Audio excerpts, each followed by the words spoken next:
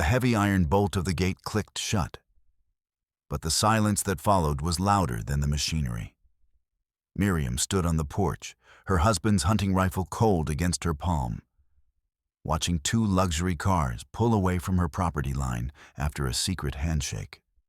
Behind her, the kitchen table was buried under red-inked eviction notices, and outside, the once fertile soil of the valley had turned into a graveyard of scorched earth.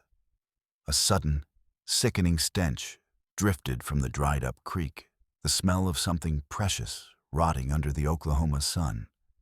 A low rumble shook the floorboards as a massive tractor ignored her boundary stones, its steel teeth tearing into the dirt where her children played. Miriam didn't scream or call the police. She simply wiped the soot from her cheek and tightened her grip on the barrel. She looked at the stack of bank demands and then at the encroaching machines. Realizing the drought wasn't her only enemy, someone was waiting for her to break, and they had no idea how much blood she was willing to pour into the dust to keep from losing the only thing she had left. Miriam Elizabeth Kauffman gripped the frayed edge of her black widow's shawl, the fabric rough against her calloused palm. Beneath the heavy soles of her work boots, the parched crust of the Oklahoma earth crunched like shattered glass. This soil, once a sea of waving wheat, now lay scorched by a relentless sun and the black scars of a recent brush fire. A sudden gust of wind whipped up a veil of gray ash, stinging Miriam's eyes and coating her high cheekbones in a layer of soot, yet she refused to blink. The air hung heavy with the cloying scent of charred timber and the raw, damp smell of the fresh grave. Miriam stared at the small, dark mound where Thomas now rested, then turned her gaze toward the skeletal remains of the cattle pens.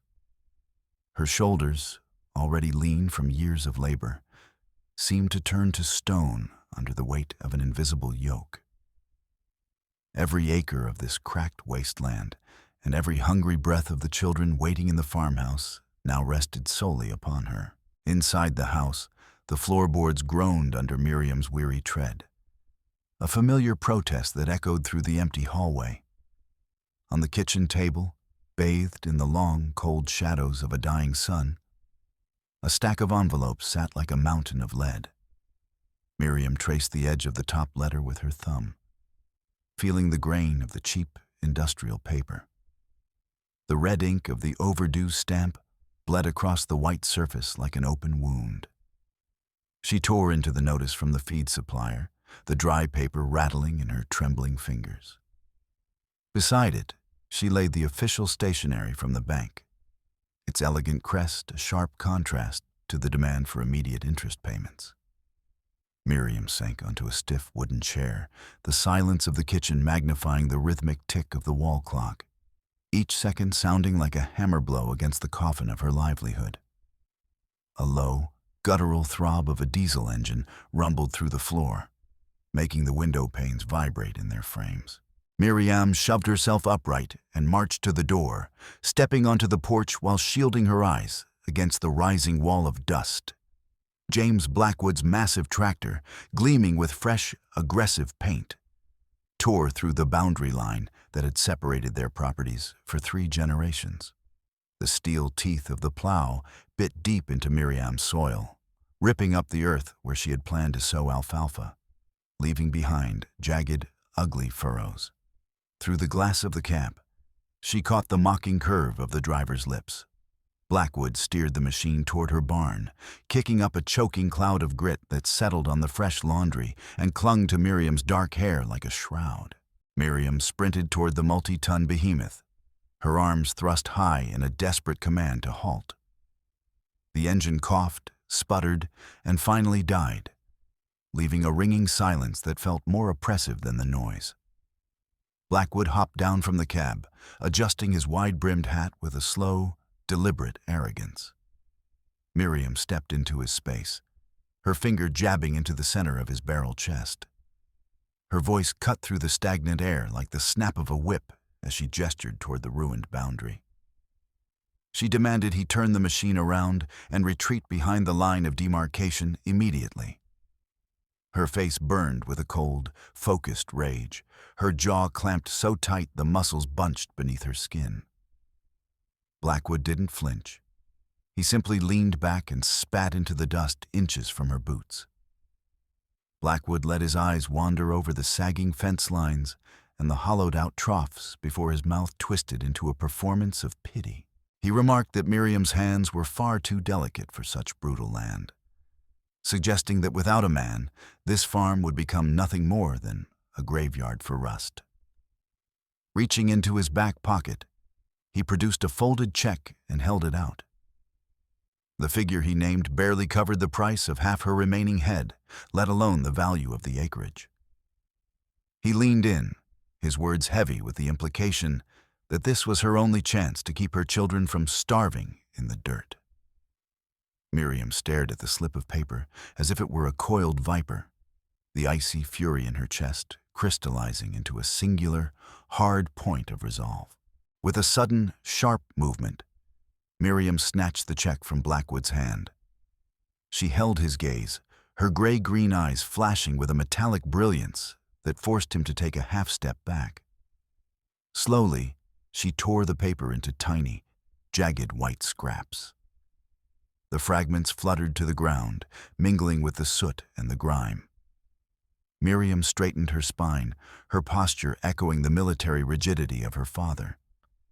She pointed a steady hand toward the main road, ordering Blackwood to vanish from her sight.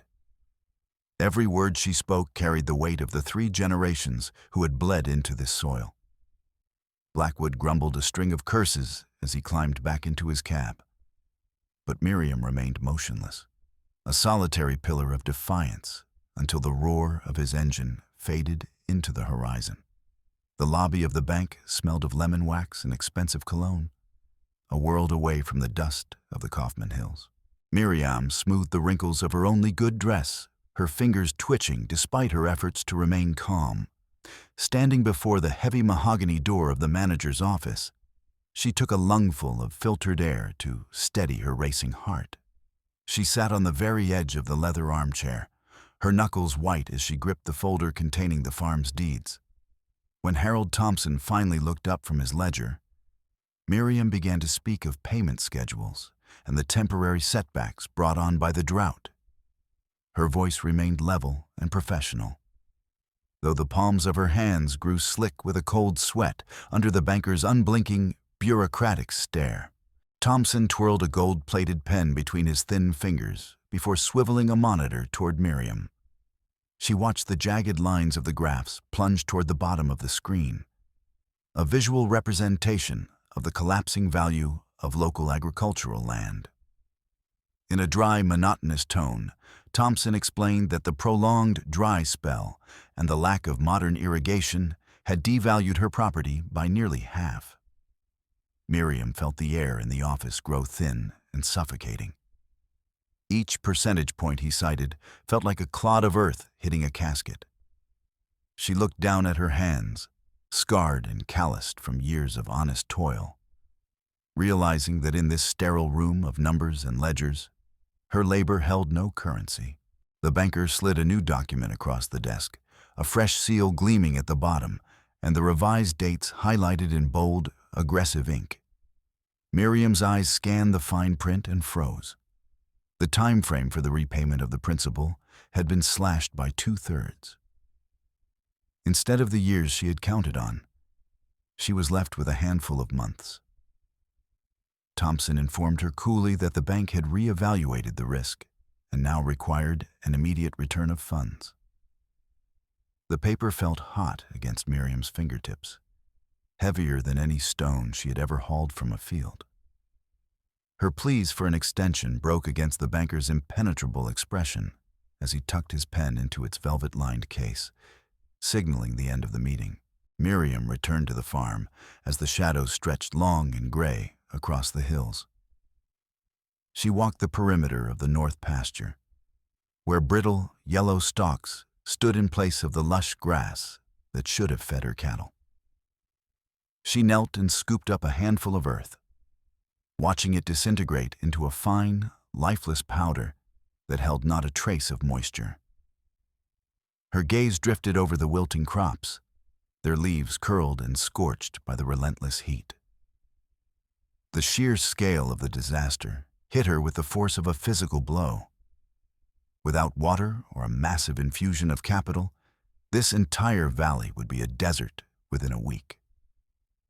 Miriam pressed a hand to her burning forehead, realizing that the elements and the men in town had conspired to erase her home from the map.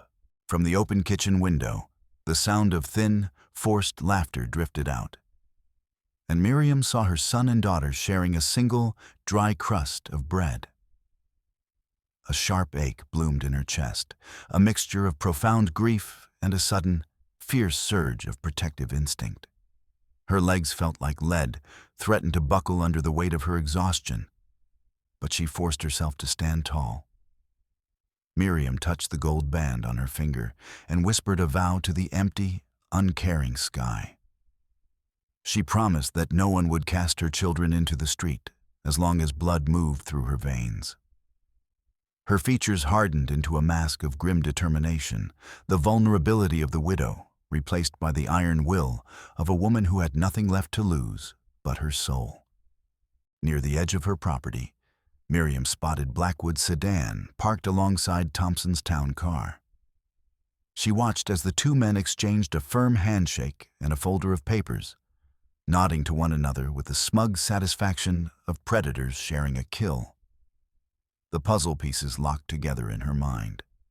The drought was merely the cover they needed for a coordinated land grab. Miriam marched into the barn and pulled Thomas's heavy hunting rifle from its pegs. She wiped the barrel with a grease-stained rag, the cold metal a comfort against her palms. Now she knew her enemy had a face and a name.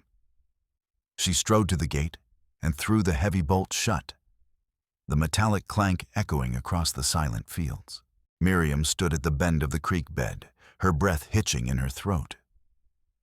Where a gurgling stream should have been, there was only a scar of scorched earth and slick, white-filmed stones.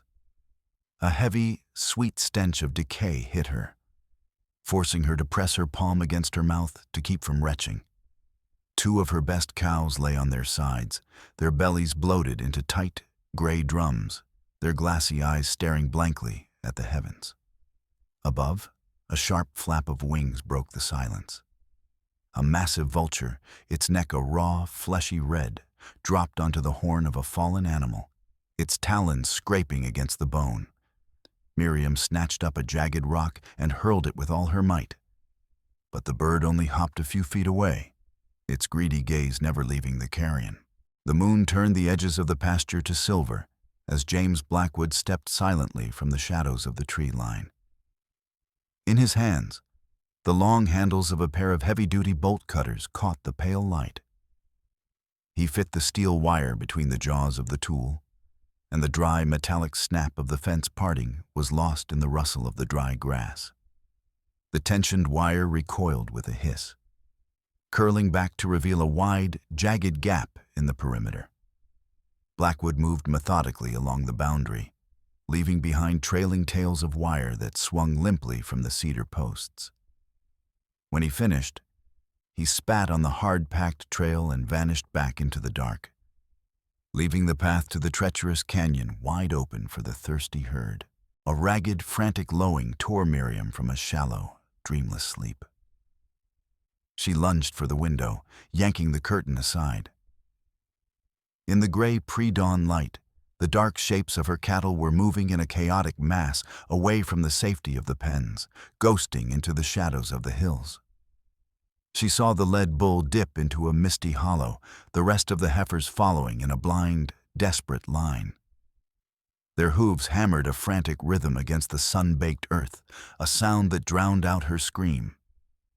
Miriam shoved her feet into her boots, not bothering with the laces, and burst out into the biting morning air.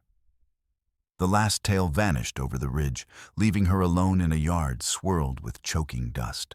The sun climbed to its zenith, turning the air into a shimmering, suffocating haze as Miriam scaled a jagged limestone outcrop. The skin on her soles felt like it was on fire, and she felt the warm dampness of blood seeping through her socks where the sharp shale had sliced through the worn leather of her boots. Ahead, she spotted the reddish-brown backs of the herd and pushed her pace, her voice cracking as she shouted useless commands.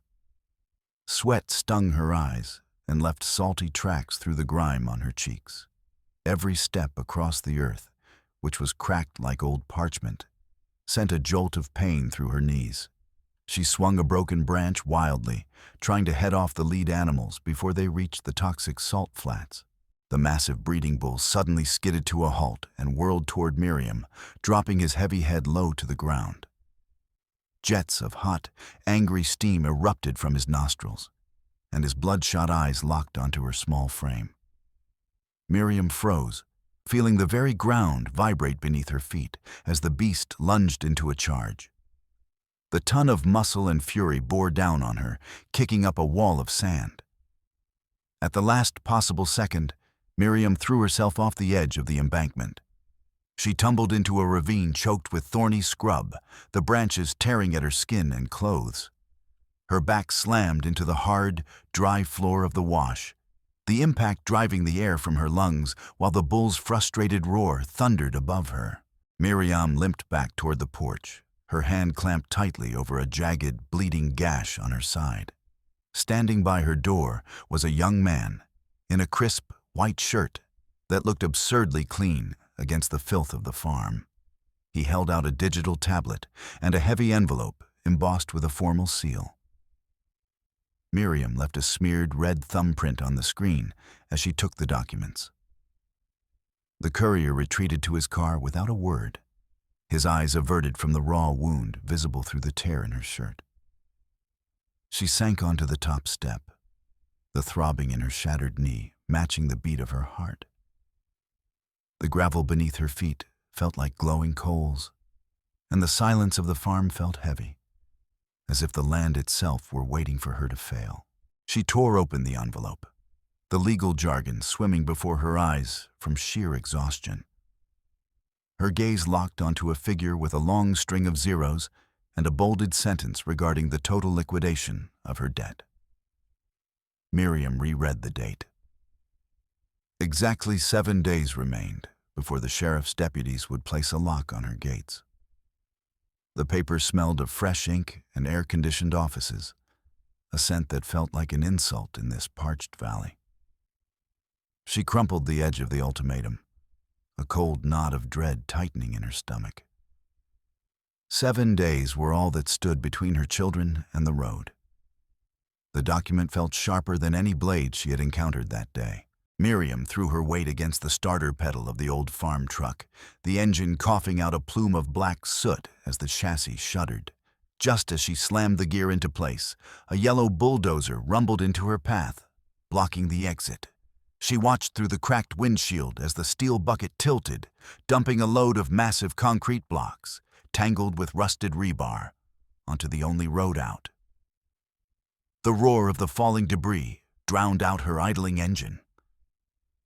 Blackwood cut his motor and jumped down, landing squarely in front of her radiator. Miriam gripped the steering wheel until her knuckles turned white, staring at the impenetrable barricade that now cut her off from the town and the public well. Blackwood leaned a casual elbow on the hood of her truck and pulled a yellowed cadastral map from his pocket. He jabbed a thick finger at a fresh red line, explaining with a smirk that this particular stretch of road had been rezoned and purchased as his private property. Miriam heard the naked triumph in his voice as he declared the passage closed to all traffic but his own. She stared at the concrete monoliths, the reality of the trap sinking in. Blackwood adjusted his belt and suggested she'd best learn to fly if she wanted to make it to the market. Miriam's face turned to stone, her eyes fixed on him as he slowly lit a cigar and blew a cloud of acrid smoke toward her cab. Miriam stepped into the kitchen, where the air was thick, stagnant, and smelled of dust. On the table sat a single tin cup containing a half-inch of gray, silty water. She watched her daughter reach for it, only to break into a hacking cough as she spat the bitter liquid back out. Her son sat in the corner, clutching an empty canteen to his chest, his lips white and cracked with dehydration. Miriam ran a hand over the dry ceramic of the water pitcher. It was as hollow as a drum. The walls of the house seemed to lean inward, and the quiet, rhythmic sobbing of the children sounded louder to her than the roar of Blackwood's machinery outside. She stepped out onto the porch, pulling a thin shawl around her shoulders despite the heat that refused to break. Before her lay the north field, where the dead alfalfa had turned into brittle, gray straw that crunched in the wind. On the horizon, the lights of the Blackwood estate flickered like the eyes of a predator waiting for the heart to stop beating. Miriam felt the invisible noose of debt, drought, and betrayal tightening around her throat. The wind brought only the scent of dust and failure, tugging at the stray gray hairs at her temples. She looked down at her hands, which were shaking from physical depletion, and realized that every legal path to saving the farm had just been buried under her neighbor's concrete. Miriam marched into the back of the barn, where the air smelled of dry rot and old leather. Digging through a pile of rusted iron scraps, she found a heavy brass lantern and gave it a sharp shake, listening for the slosh of kerosene. She struck a match, the flare illuminating her grim reflection in the glass. With the lantern in one hand and a heavy iron pry bar in the other, she turned toward the overgrown corner of the property. She wasn't looking for a miracle anymore. She was looking for the old, forgotten veins of the earth. Miriam threw her entire weight against the rusted handle of the manual pump, her fingers turning white as they gripped the cold, pitted iron. The machinery resisted her, emitting a high-pitched, agonizing shriek that set her teeth on edge. She gave the lever a violent upward yank, her heart hammering against her ribs, praying for the heavy thud of rising water. Instead, a dry, hollow snap echoed from deep within the pipe, the sound of a perished spring finally giving way. The handle went limp, bobbing uselessly in the air, no longer connected to the earth. A puff of orange dust and a shriveled spider were the only things to emerge from the spout, and Miriam felt the sting of fresh blisters where the metal had chewed through her skin. She jammed the iron pry bar into the seam between the gray, fungus-eaten boards that sealed the opening of the old shaft behind the barn. Under her desperate leverage, the rotted timber groaned and splintered with a wet crack, revealing a jagged black void. A column of stagnant, ice-cold air rushed up from the depths, hitting Miriam in the face with the smell of wet limestone and ancient decay. She recoiled as a startled bat spiraled out of the darkness, its wing clipping her cheek.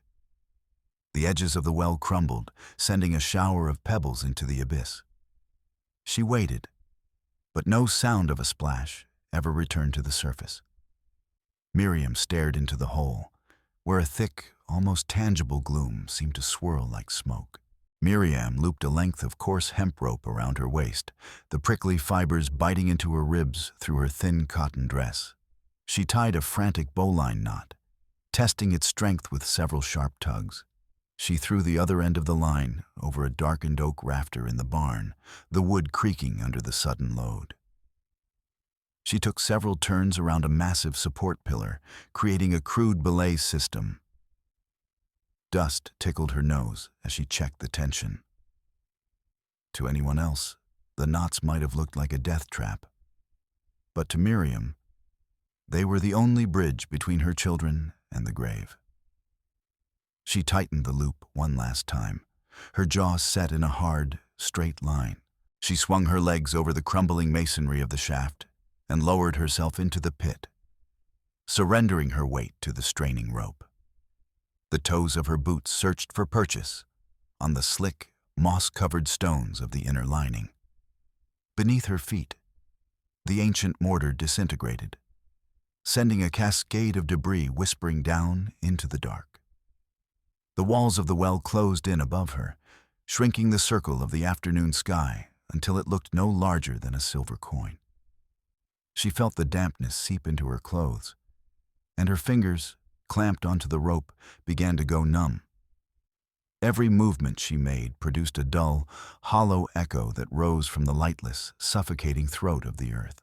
At a depth of nearly 20 feet, Miriam struck a match and touched the flame to the wick of her brass lantern. The flickering yellow light revealed the bottom of the shaft, just a few feet below her dangling boots. She saw no shimmering reflection of water, only a hideous plug of gray, compacted clay, choked with limestone fragments and the tiny, bleached bones of trapped rodents.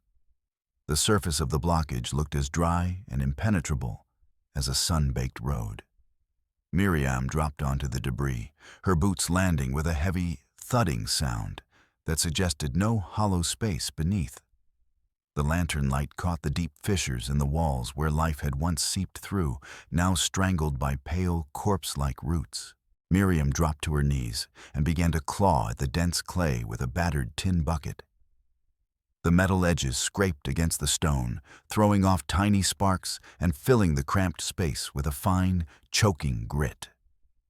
She filled the pail with a heavy, stubborn sludge and hauled it up by hand, her spinal muscles screaming under the repetitive strain.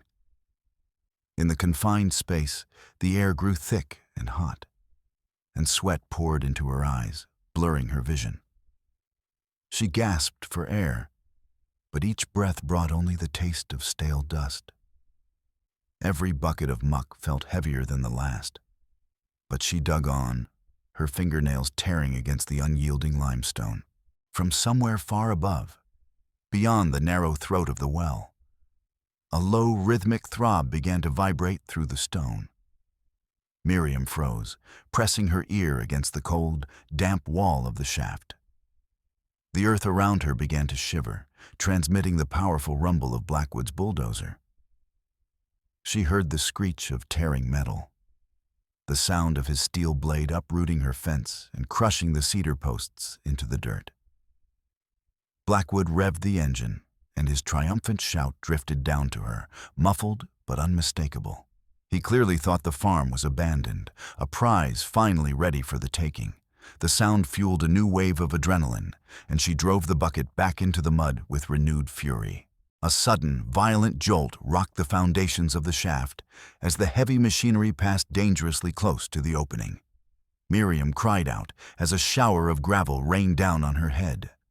One of the massive header stones, which had held its place for a century, groaned as it began to slide from the wall.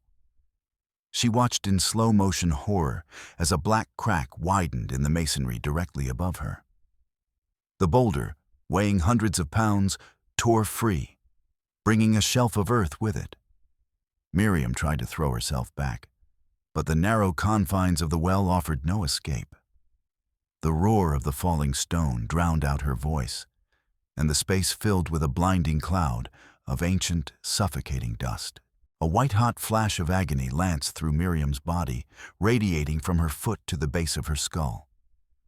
The limestone boulder slammed down, pinning her right leg against the clay floor and wedging her limb into a narrow crevice. She opened her mouth to scream, but her lungs refused to draw air, paralyzed by the shock. A high-pitched ringing filled her ears, and red spots danced across her vision. She tried to yank her leg free, but the stone sat as motionless as the mountain itself. She felt the warmth of blood beginning to soak into her boot, spilling out into the dry dust of the well floor. The stone throat of the shaft swallowed her moan, reducing it to a pathetic, wet wheeze. Miriam pressed her palms against the rough, uncaring surface of the boulder, straining with every fiber of her being to nudge it even an inch. Her fingers slipped on the wet stone, leaving dark, crimson streaks behind. The rock didn't budge, answering her efforts with nothing but dead weight. Above her, a steady trickle of dirt and sand began to fall. The vibrations from Blackwood's tractor were continuing to dismantle the fragile masonry. She saw a cone of loose earth forming over her head, threatening to bury her where she lay. Every new shudder of the ground sent a fresh wave of terror through her as she clawed at the unyielding stone, trying to free her crushed foot. The light from the lantern grew dim and orange, struggling to penetrate the thick curtain of suspended dust. Miriam watched the golden motes dancing in the air, which was becoming increasingly heavy and impossible to breathe.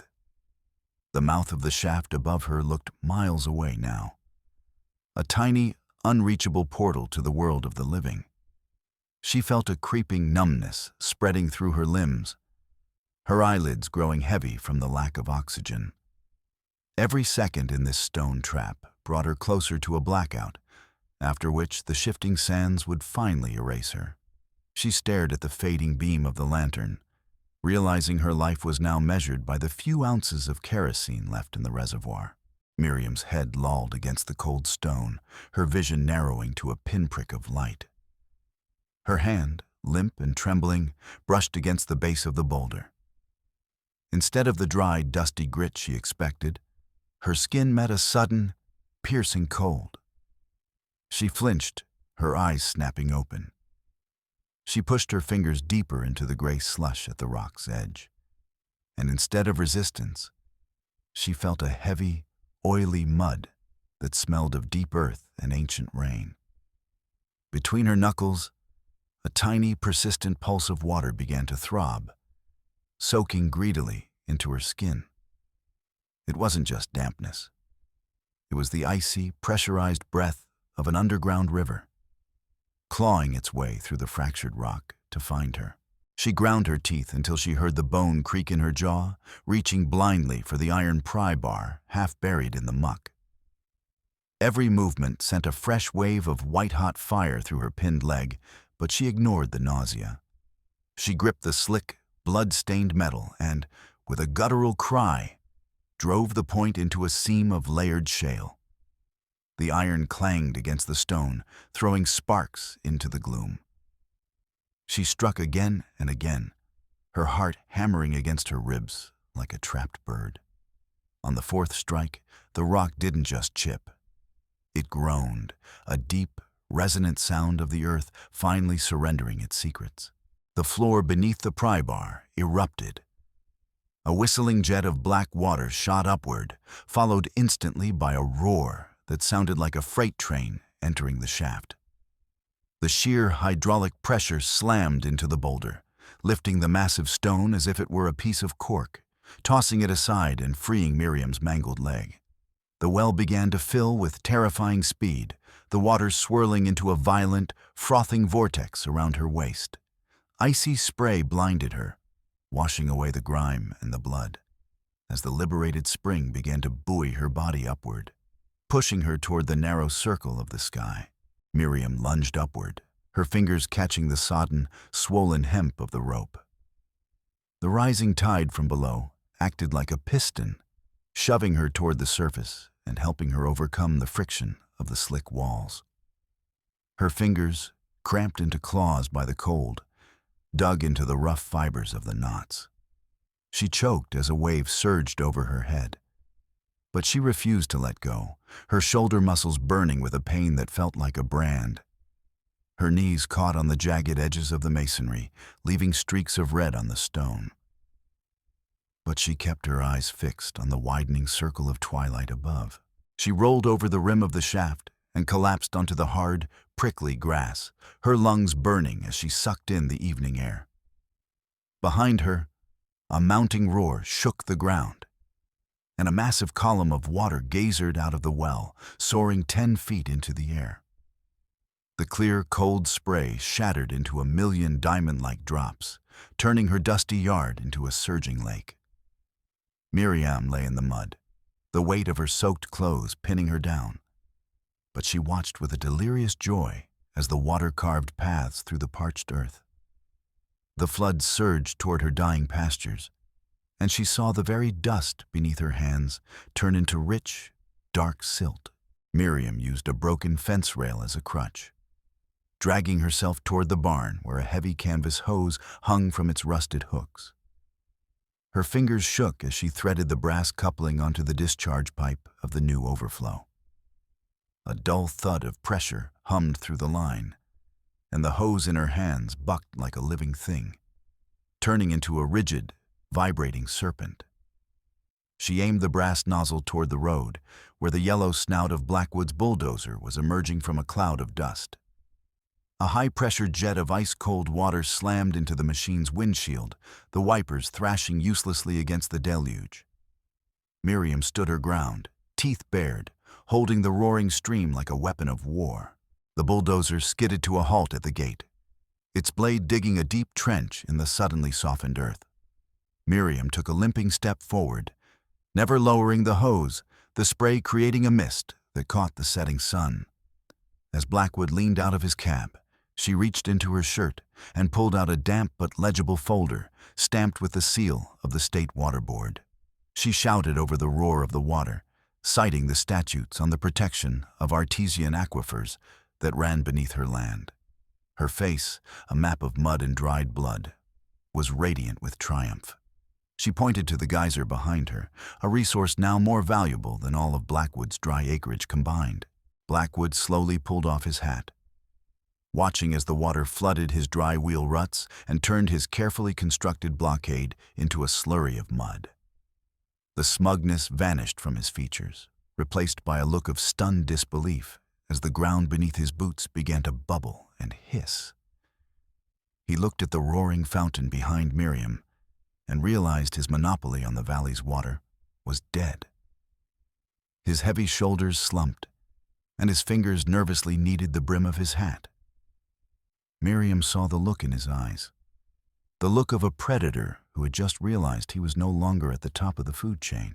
She reached into her pocket and clicked the toggle on her old farm radio, tuning it to the frequency of the local growers' cooperative. Her voice was steady and cold as she broadcast her coordinates to Chairman O'Neill. She announced an unlimited flow from a new high-pressure well and offered to open the sluices for anyone whose herds were dying of thirst. A chorus of ecstatic voices crackled back through the static, nearly drowning out the speaker. Miriam dictated her terms: water for the valley in exchange for Blackwood's immediate expulsion from the trade guild and a guaranteed percentage of the season's hay. She watched Blackwood's knuckles turn white as he listened to his influence evaporate in real time. A black bank SUV screeched to a halt at the gate, followed by the flashing lights of a county deputy. Harold Thompson stepped out, clutching a folder containing the final foreclosure notice. Miriam didn't say a word. She simply held up the radio, which was currently broadcasting the cooperative's confirmation of a massive wire transfer to cover her entire debt. Thompson's eyes went wide as he saw the geyser erupting behind her, a vertical mountain of liquid gold.